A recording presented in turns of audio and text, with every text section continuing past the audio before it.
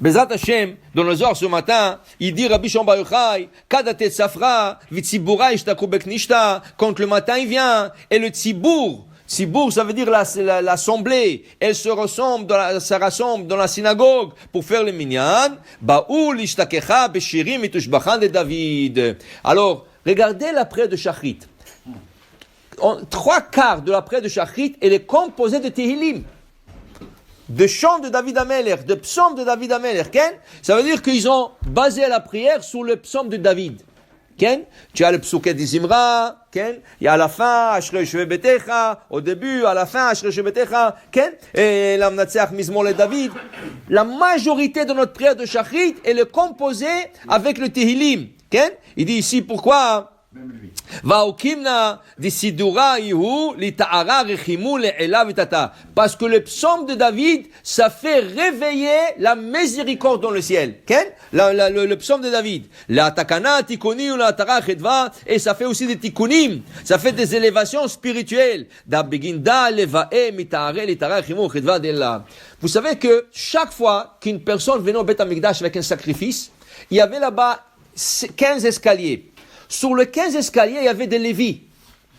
Il y avait des centaines de lévis.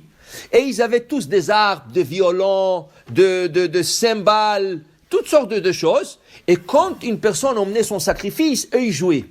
Ils jouaient la musique et ils chantaient le chant de David, le Tehillim. Le Shem Shmuel, un des grands rebbes, il dit, il était impossible pour une personne d'entendre le chant de Lévi et ne pas faire tchouva sur place. Il pouvait être le plus grand rachat au monde. Quand il entendait le chant de Lévi, il était tellement fasciné qu'il faisait tchouva sur place. Il dit, je regrette tout ce que je fais, je retourne tchouva shlema. Le chant, c'est tellement important. C'est un monde. Il y a dans le ciel un monde de chants. On dit que des fois, il y a de choses qu'on n'arrive pas à voir dans ce monde que par une chanson.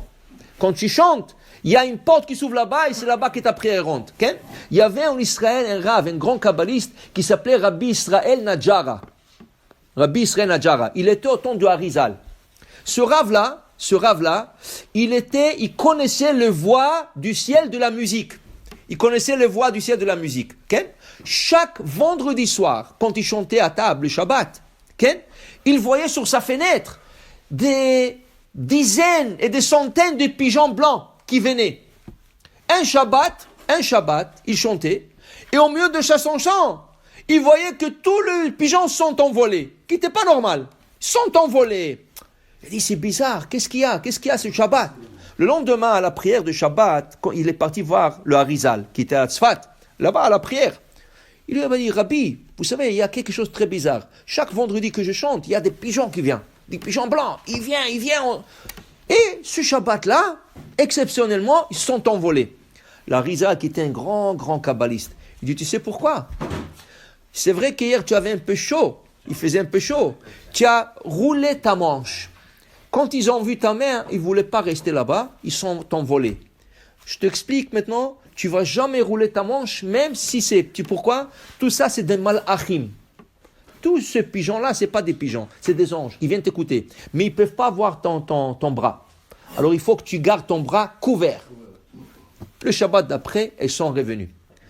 Un grand sultan, un roi turc, il a entendu de lui, de Rabbi Israël Najara. Il a appelé, il adorait la musique.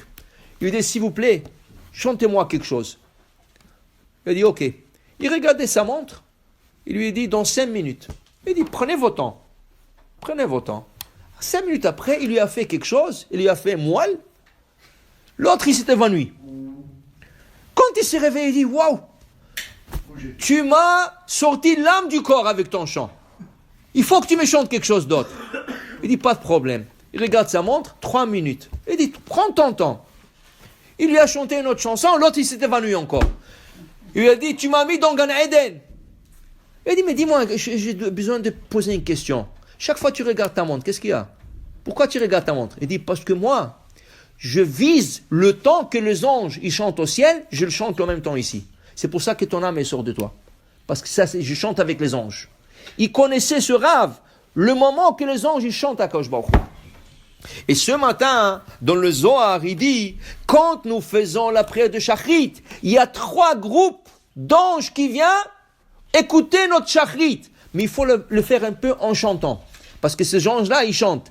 Mitkaneshe telat masharian malachei ilae. Des malachim élevés. Ken? Et il vient pour t'écouter, faire ton Shachrit. Ken? Le premier groupe, c'est le groupe qui chante à Kadosh Baruch Hu le jour. Qui veut dire quoi? Vous savez qu'il y a des anges qui chantent le jour. Il y a des anges qui chantent la nuit. Ou balayla shiru imi. Yomam yetzave Adonai hasdo. Ou balayla shiru imi. Il y a des anges qui chantent le jour. Il y a des anges qui chantent la nuit. Il y a des anges qui chantent une fois par jour. Il y a des anges qui chantent une fois par mois. Il y a des anges qui chantent une fois par année. Il y a des anges qui chantent une fois par 100 ans et par 500 ans et par 1000 ans.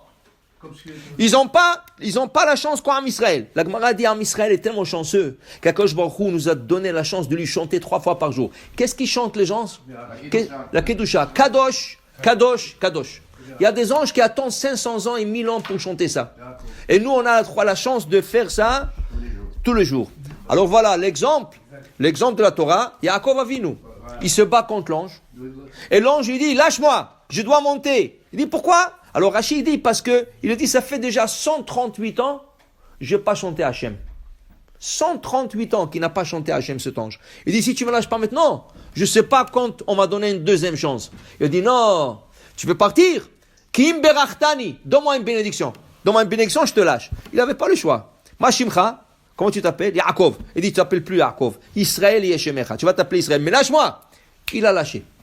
Pour te dire, il y a des anges qui attendent, qui chantent. Et nous, on a la chance, dit la Gemara. C'est pour ça qu'il faut être à la synagogue toujours, matin et arvit. Tu as 3 fois par jour, le matin 2 fois, et le mincha, la kedusha.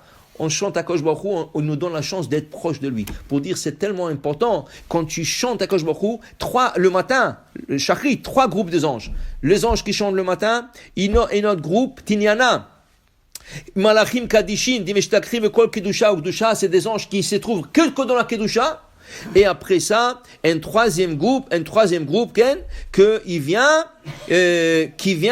accompagner la reine. Il dit le matronita, matronita. Et il faut monter le chant de la Kadosh Baruch Hu. Pour dire, c'est tellement important, le chant, pour que notre prière soit acceptée. Baruch Adonai Le'olam. Amen ve Amen.